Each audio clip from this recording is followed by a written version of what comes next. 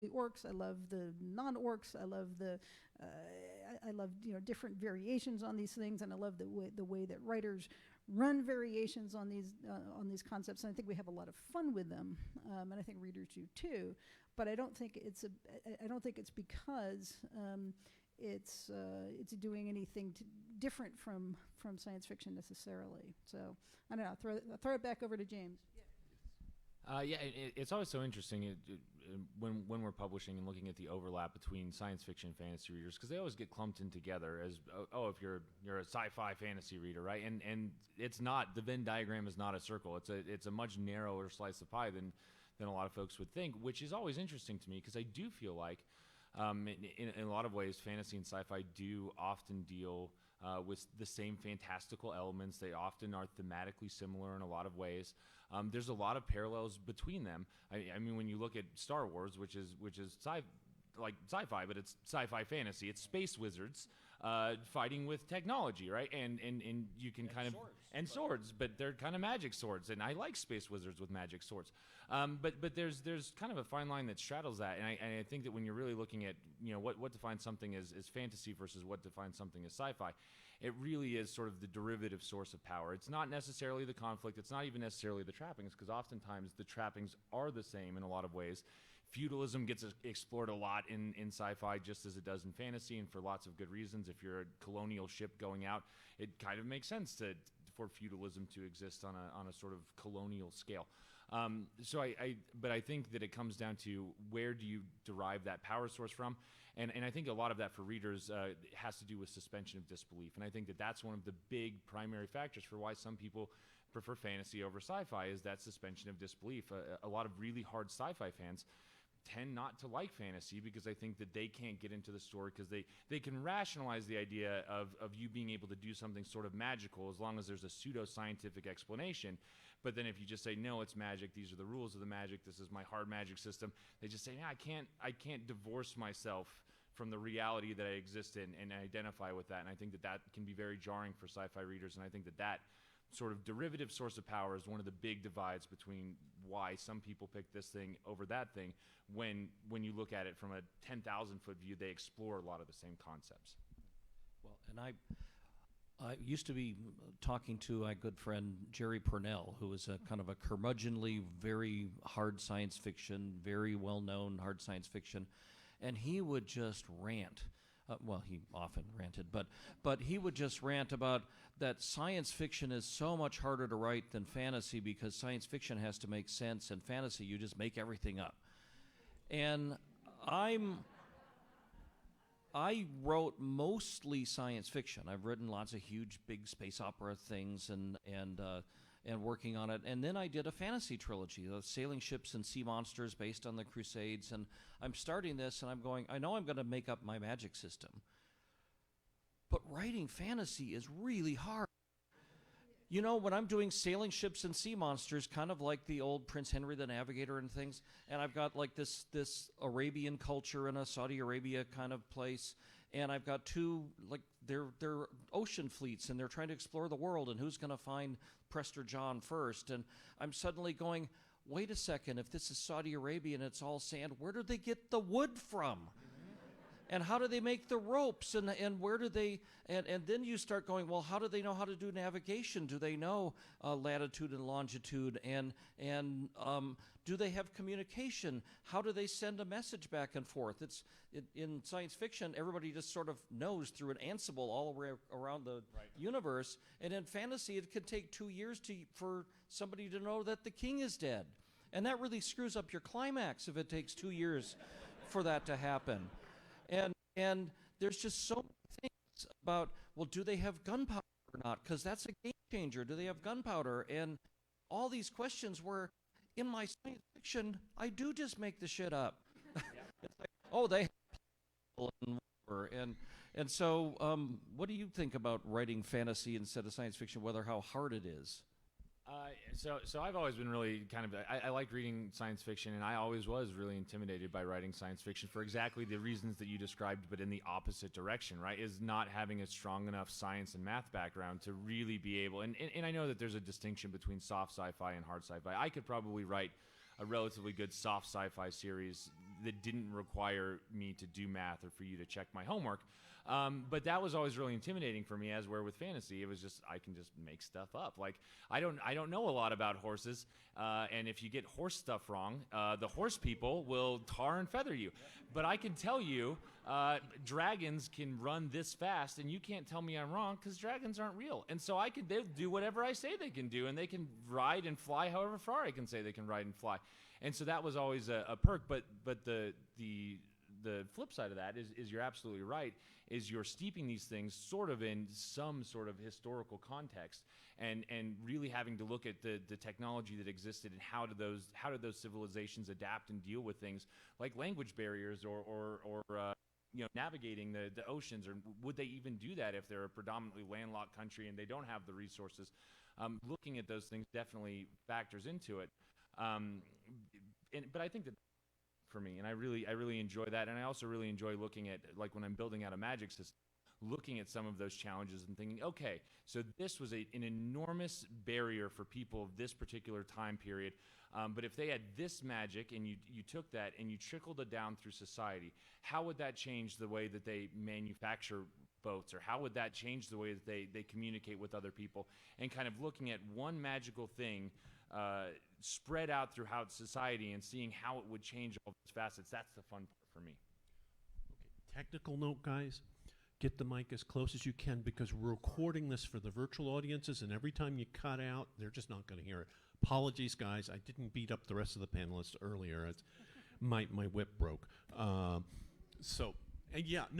mean, I kind of came the other side because I'm a mechanical engineer, and so when I started writing on Pern, something to it that my mom couldn't, because she had a degree in Slavonic languages and literature and a minor in cartography, which is why, if you ever get a chance to see it, the original map Pern is amazing, because she drew it. You have to share that now. The problem is it got lost. It was sent to so Dragonflight started off as a novelette called Weir Search, which was published in Analog. And by the way, please don't feel you have to leave the room because the baby gets loud, because you know what? We were all babies, and we'll deal with it. Still mostly a baby. Me too, yeah. So we'll deal with it. And to me, it's just sort of like future fan in training.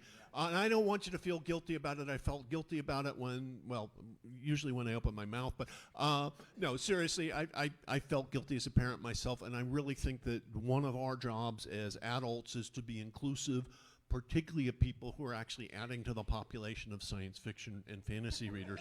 Not self-serving at all. Yeah, not at all. But coming to Pern, when I came to Pern, I came to it with a science fictional mechanical engineering background. So one of the issues, you have your dragons doing whatever they want. I'm sitting there going, no. We're lucky that we have these dragons that are, I call it potent, which means they got all the telly things, telepathic, teleportation, telekinetic, yay. But it's still, how many people, this is a shaming act, so I apologize ahead of time, but how many people have read any of the Dragon Riders of Pern books? Yay. Okay, so most of you, so I won't be giving it away. The dragons have to fight the thread, and for this they do normal stuff. They chew a fire-bearing rock, and they burn it out of the sky. But they have to jump to the thread, and actually when I started doing okay, here's the orbital mechanics of thread falling on Pern, and this is how far out it falls, and Mom said that a pass, or not a full pass, not the 50-year pass, but whenever the thread fall came, it lasted 6 hours, and this is how far it would go across the planet. And oh my God, it means that actually the dragons have to fly at supersonic speeds. That's not going to work. So I came up with a solution for that. But that's why I like science fiction at some levels, is kind of like, okay, how do you solve this problem? And it was fun writing with my mom, because she'd put me in these impossible situations. I go, all right, let's figure out a way that this worked. So it was tons of fun. Anyway, but it's still fantasy when you get down to other sides of it. Maybe your dragons are actually capable of moving at the speed of sound or greater. And that's cool. Consistent. Whatever rule you make, you have to be consistent, but you get to make the rules initially. Yeah, and that's the other fun part about fantasy, is you can make these really cool rules up, then you have to follow them. Yeah. All right, I'm gonna play devil's advocate here. All right, if if you can do anything you want, why do we make magic systems? Why do we have the detailed maps? Why do we care about being consistent in our tech levels? You can do anything you want. It's fantasy, right? Why bother to go to the extent that you do, which can be very extensive, to make these systems work?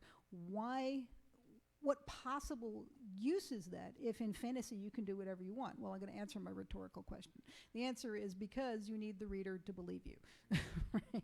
You need that willing suspension of disbelief in any story, whether it's a mainstream story or a romance or science fiction or fantasy or a play or whatever it is. You need that reader to suspend that, get in brain space where they are in your story. And that is why even in fantasy, where everything you can make everything up, where it doesn't in fact have to be consistent.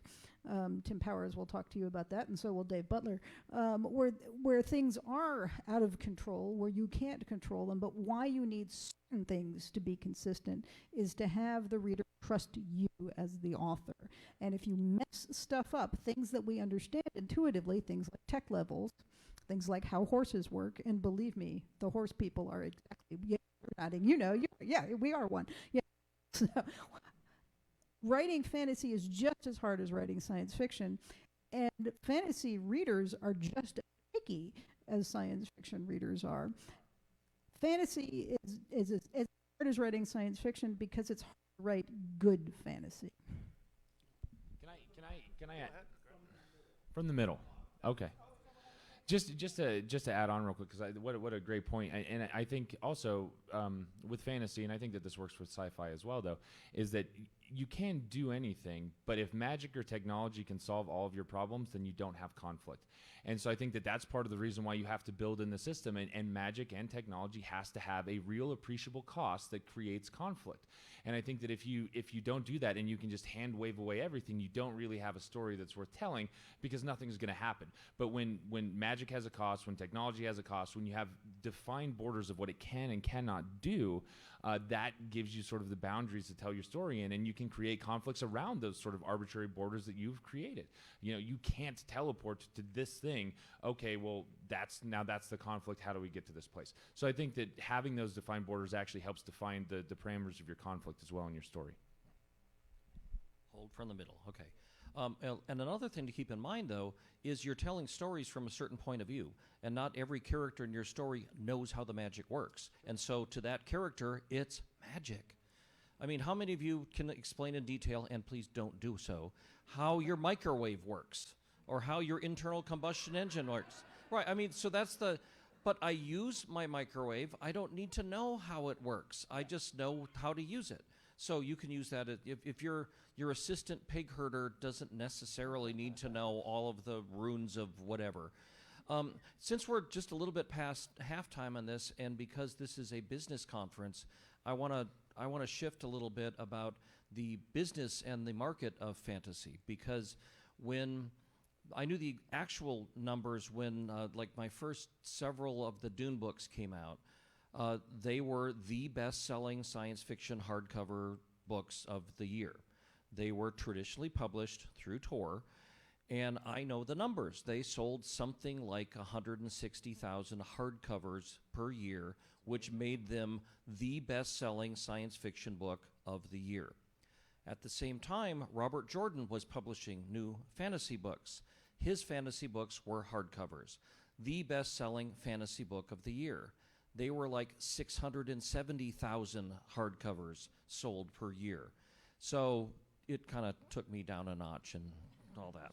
But I don't, well, and I talked with Brandon Sanderson when he was doing his Way of Kings, or he's still doing them, but he's envisioning them as 10 books, 450,000 words each.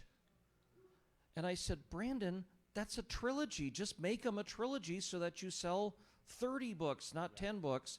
And it's his vision. He wants them to be these big fat books. But I believe that's entirely changed now, right? Are we still in indie publishing? You don't want to write a 450,000 word book. You want to write 10, 45,000 word books. But Toni, you can talk about the actual traditional publishing numbers now. Is fantasy still selling that much bigger than science fiction, or? I think the upside on fantasy is huge. I think the upside on science fiction is also huge. I mean, the Martian is the one that we all point to, right? I think that good science fiction, really good science fiction, has as huge a potential upside as the fantasy market does. I think that the mid-list on fantasy is bigger, and that, damn it, why is it me? Why is it me? Middle. There you go. There we go. All right, this is going to work. I think the upside for the mid list of fantasy is potentially a larger audience. So you potentially hit a bigger group. But for really, really good science fiction, all of the biggest movies are science fiction. All the biggest TV shows are science fiction. So. Well, Harry Potter being the exception, and Game of Thrones, yes. So, but I think that there are enough giant science fiction properties out there that it's not necessarily true. I also regarding story length, yes, we do like our big fat fantasies. I think as an editor that every story has its own natural length. So Brandon is probably right that his natural length for that novel is 450,000 words. Is it a good economic decision to publish that in one? No, it's a shitty economic decision. Break it up. It'll be all right. Once you've established the trust with the readers, they're going to say, okay, I understand this is book 1 of 3, and the story will resolve itself at the end of book 3, and that's fine. As a new author, don't do that. Yeah. So I got you here, and Kevin said something really important that's business. I think I was told that in hardcover, if you had like 30,000, that was good, right? But seeing as I've got you here, what are good numbers? And we'll concentrate maybe on fantasy for ebook sales, paperback sales, hardcover sales, just so people know. The answer is anything that gets you in the black, right? Right. It entirely depends, right? You can make money selling 500 copies of a book, and a lot of people here do. Am I right? Yes? Yeah. Yes. But in terms of overall numbers, the overall numbers of print have gone down. They absolutely have, but they are made up for in market penetration in ebook and audiobook. So you're actually hitting at least the same number of readers, if not more, through your expansion of your medium of sale.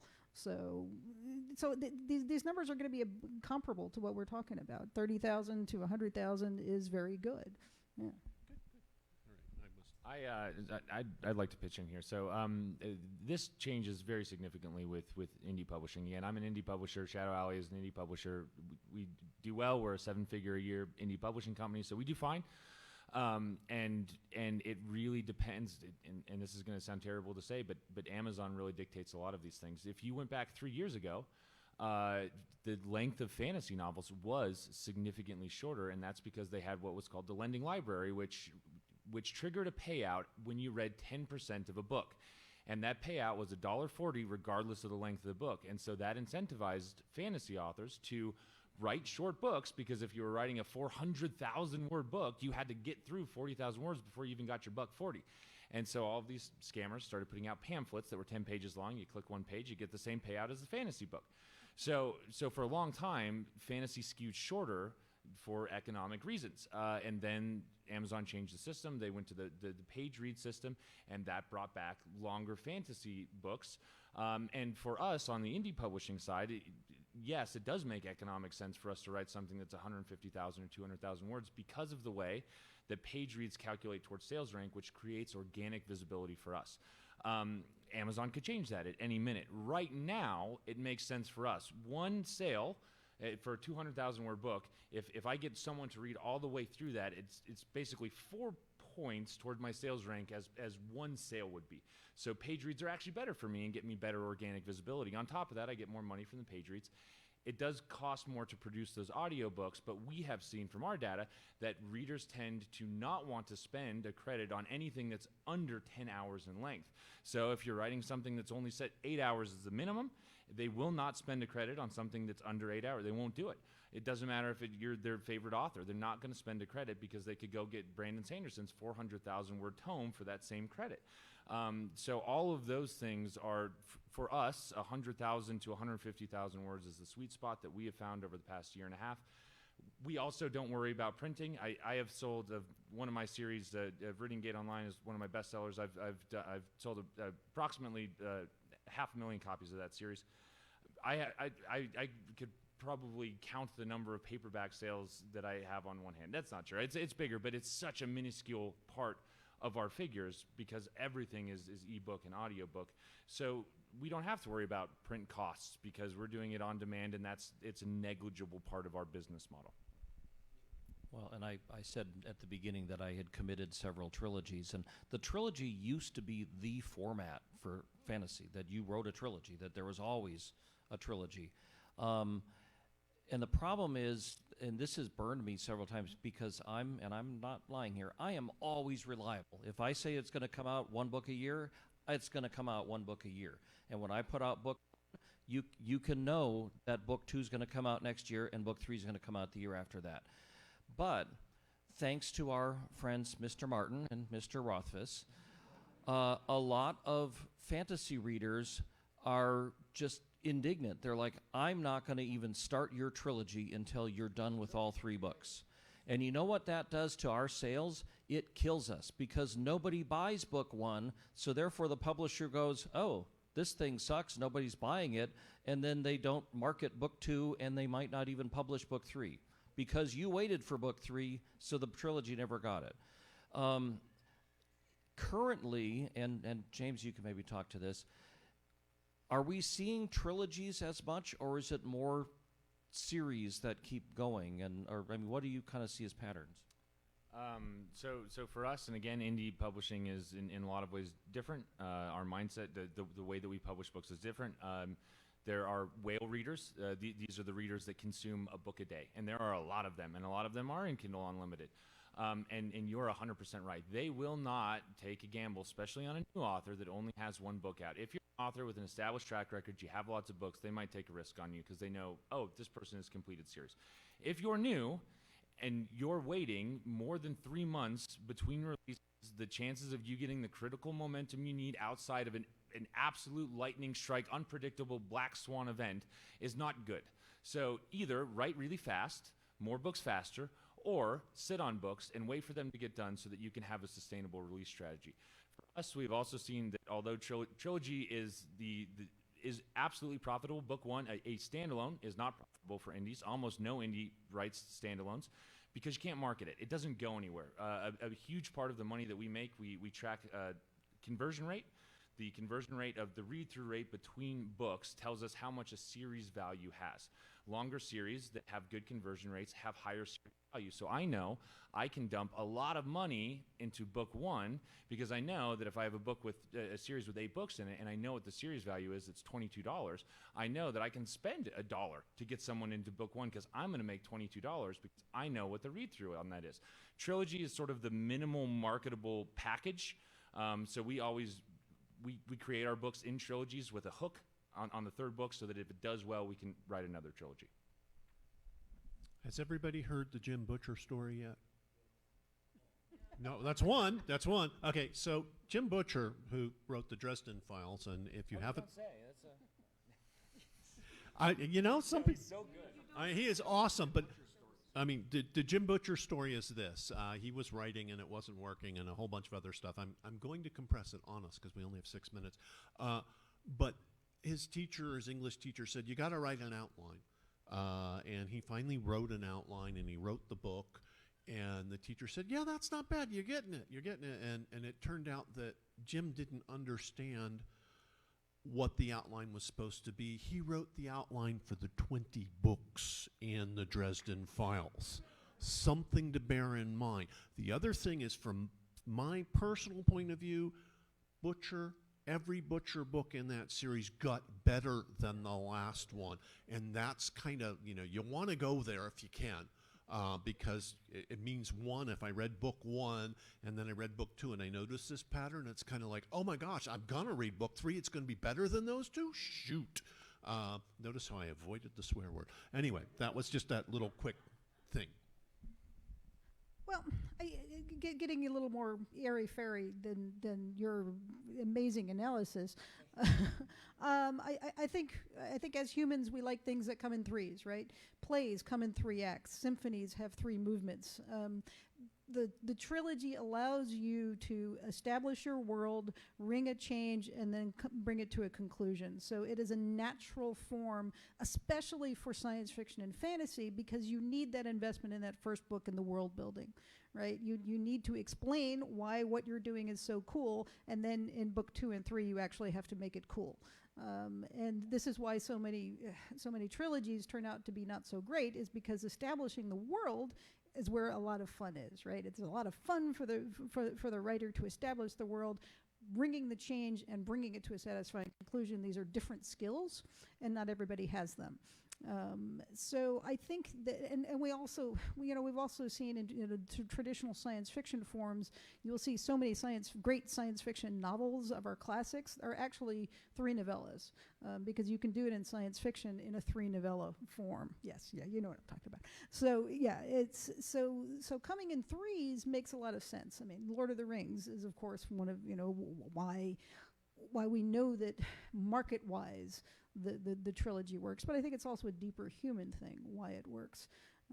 And I just will also point out that Baen established the Baen Free Library many years ago, where for our long ongoing series, the first book or 2 will be free, and then you pay for the rest. And this is the drug dealer business model, and it absolutely works. So, 3 minutes left.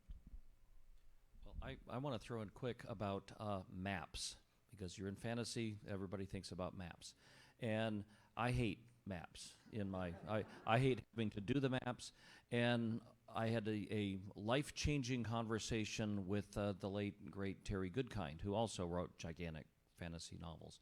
And there was a map in like the first couple of his books and then not afterward. And he said that Tor made him put a map in, and he had it. But he got so frustrated because some fan's going to find something wrong on the map, and they're going to change you. And he said, this is a medieval-type society. My characters are wandering around on quests. They don't have National Geographic-level maps. They don't know where everything is, just sort of a vague, this is over here. And so the reader can have that knowledge, too. And I kind of operate that, too. In my fantasies, I know in general where things are, but I mean, I can't fathom those maps in the George Martin books. I've looked at them, and I just went, it's out there somewhere, and I'm not going to find it. So what do you think about maps, and more for the indie writer, indie publisher? How do you get a map? Is there software for it? Do you hire somebody? What? So I love maps. I love world building. It's so fun. They're pretty. And also, I think that they contribute to good fantasy because geography is conflict, right? If you need to take a mountain pass, it's important that you know where it is because 2 nations are at war. If there's, unobtainium in only one place, that becomes a natural point of conflict. So I think having geography can lead to conflict. And I also like maps. It's fun. There's a great software if you're an indie publisher or just a fantasy writer. It's called Incarnate, spelled with an I, Inkarant. I think they have a free version. They also have a paid version. It's very inexpensive. They're constantly updating it. Tons of great tools, export features, lots of different styles. Just go play around with it. It's crazy fun. There are auto generators. There are auto generators. I can't remember the name of the map software that I played with a little bit, although I'm beginning to think that when you want to get hardcore maps, you got to go to Adobe Illustrator. We pay artists to make our maps, right? And the reason we pay artists to make our maps is because they're part of the story, right? Like every other piece of that package, the cover, the blurb, the teaser page, the back matter, it all goes to support that story. So your medieval map, it can be wrong, right? It should reflect the fact that this is a medieval story. It shouldn't be some computer generated thing with a grid, right? It all goes to story. And if it doesn't go to story, you're not doing it right. write. And that's why we pay map makers, and we pay different map makers to do different styles of maps. 34, 33. I'm a 30-second bomb. Well, they actually built in 5 minutes or something for you should know this. So we have our official time is just about over. We have time for 2.3 questions. Your question. The mobile mic. Well, we're running out of time now. If we have to. This is being recorded, so please speak into the mic so people. What you were saying about sales for fantasy versus sales for science fiction, the first thing that popped in my mind is the reason for that the fact that there are more women who read fantasy than read science fiction? The answer was no. Thank you. I have a question because I wrote a duology, because I honestly hate being stuck in a series forever and ever. I like to jump to different standalone stories. So I have a problem where I have a duology. One, I guess that's one of my questions, is that sellable? Who are you trying to sell it to? Well, fantasy readers. Well, if you're trying to sell it to a traditional publisher, they might be interested in taking something like that. If you're trying to, you can sell it to readers. It's the marketing that's hard to do. Your ROI on a duology is going to be bad. It's going to be bad. You're not going to be able to make your money back, because if you dump a bunch of money into book one to sell it, you discount book one. The only place you can make money is off of book two. And so your ROI is always going to be terrible, which means that it's going to be a black hole of marketing. And so you can sell it if it gets organic traction. It's going to be very difficult to market. How about, oh, I'm sorry. I was going to add to that. Can you break it into 4? Each one into 2. Then you got 4. Then you got some more There's a movement. chance. Okay. Yeah. My follow-up question was, what do you think? Now, this seems like it's really hard to sell, but I wanted to write books in the same world, characters that are, say, like artists, theatrical artists. Each one's a different character, so they're not connected stories, so to say, but they tie together. All the characters do kind of meet up at one point in the series. I've always been curious, is that worth attempting? Well, I just wanted to throw in the first part of the question, that does that mean that they shouldn't make 2 movies out of Dune? I mean, we got to do the other half, but that's just because of length. And about, you mentioned the Lord of the Rings trilogy, but that isn't really a trilogy, right? I mean, the Lord of the Rings was just a continuous thing that they just chopped up. It wasn't volume 1 and then volume 2. Right. Okay, but I mean, he didn't write it as a trilogy. But anyway, other characters, and it was marketed as, yes. So I will give you, for fantasy, I think it would be tough unless those are, you can have a giant extended universe. I have a giant extended universe with lots of characters set inside the same universe. They're all series. Trying to do standalone books and set inside the same universe, that works for romance. That's how all romance series are structured and formed. I don't know how that would work in fantasy, but that's a great thing about indie publishing. You can experiment and find out. And I think we're done. So I hope you got some creative stuff and some business stuff, and it's all fantasy to me. So thank you. Have a great 20 Books.